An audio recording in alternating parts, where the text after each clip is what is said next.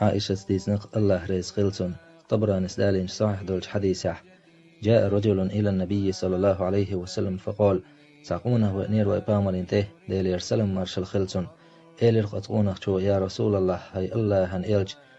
إنك لا أحب إلي من نفسي مجؤ دقويش وقصون حسيدي الله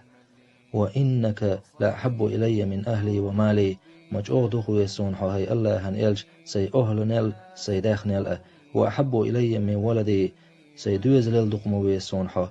وإني لا أكون في البيت فأذكرك فما أصبر حتى أتيك فأنظر إليك سيتوح سيحسمح والشيء الله هن إلج حدقويج مجؤ صوبر تخلقسا تيوين حون تيوين نحوك حجلت وإذا ذكرت موتي وموتك عرفت أنك إذا دخلت الجنة رفعت مع النبيين سأحق دعقل خردقديش ويشن ولر دقديش سون خائق حو يلس من شوخت لقرج متع خرمو بامرسي وأني إذا دخلت الجنة خشيت ألا أراك هم سيلس من شو ودح سيلس من شوخت مجوخ قوش وخصو سين تجوح وسقن إلر إتغونخ شو.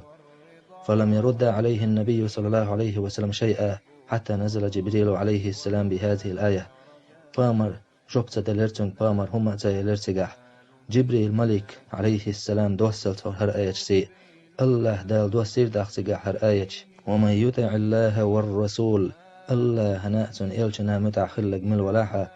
فأولئك مع الذين أنعم الله عليهم من النبيين والصديقين والشهداء والصالحين وحسن أولئك رفيقا. الآية ديسير الله دال تقح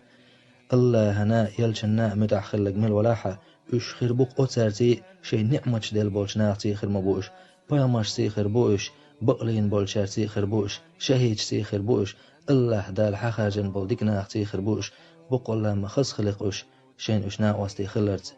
إشتي آية ديسينا وتقونك تن دوغ حستير الله دال تندير وي الله ويشتلح وي إلشا ويشتلح صلى الله عليه وسلم وي الله هنازن إلشنا متعدلح وي خردوق بامش سي خردوه وتس إلشنش سي خردوه بقلين بولشناغ سي خردوه شهيج سي خردوه الله دال حمل خاجن بول ديكناغ سي خردوه